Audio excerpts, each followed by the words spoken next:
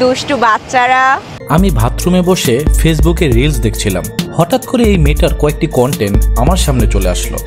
আমি এই মেয়েটার ভিডিও দেখে চিন্তায় পড়ে গেলাম, এটা কি মেয়ে নাকি রোবট।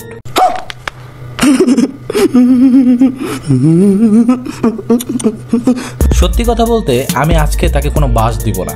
পাবলিক তাকে বাস দিয়েছে, সেটাকে কন্টেন্ট বানিয়ে খুব সুন্দরভাবে বাসটাকে নিজের মধ্যে ঢুকিয়েছে এই ছেমরি। বলেন কি? তাই ভাবলাম আমি একা মজা নিব কেন, আপনাদেরকে নিয়েই দেখি, সুযোগ পেলে দু একটা বাস আমিও ভরে দিলাম। ঈদে এসো বাসায়, সালামি দিব পাছায়, হাতে দিতে কি সমস্যা? আরে আপু, সবই বুঝো, কেন এরকম নাটক করো? তুমি ভালো করেই জানো পাছায় তোমাকে কিসের সালামি দিবে। সমস্যা কি? পাছায় সালামি নেওয়ার পর কিছু টাকা না হয় চেয়েই নিলা হাতে। মানে কি বলবো, যাই হোক। পিঙ্ক হবে, উফ না রে ভাই, কুসকুসে কালা।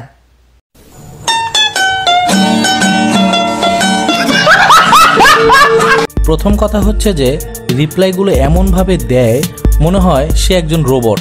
আর যে শালায় পিঙ্ক হবে মনে করে কমেন্ট করছো, তাকে আমি বলতে চাই, ভাই তোর কি চোখের সমস্যা আছে? তাহলে ডাক্তার দেখা, এটা কোনো রাশিয়ান মাল না। সরি মানে মেয়ে না যে সবকিছু পিঙ্ক থাকবে, এটা হলো ব্ল্যাক হোল। অন্ধকারে সামনে দিয়া দিতে গিয়া দেখবি পিছন দিয়া ঢুকে গেছে। समझ रहे हो ना? কুমড়া ঝুলে উন্না নাও, কুমড়া থাকলে তো ঝুলবেই। মানে কি অবস্থা? কুমড়া বলতে কি বুঝাইছে তোমরা বুঝতে পারছো তো, নাকি ডেমো দেখাবো? আশা করি এখন বুঝে গেছো। আমার কাছে কিন্তু ওর এই দুইটা কুমড়ার মতো মনে হয় না, মনে হয় চিতই পিঠা। বন্ধুরা, আমি সবসময় একটা কথা বলি যে যেসব মেয়েদের লজ্জা শরম থাকবে না তারা যে কোনো কিছু করতে পারে। আশা করি আপনারা আজকের ভিডিও দেখে বুঝতে পারছেন।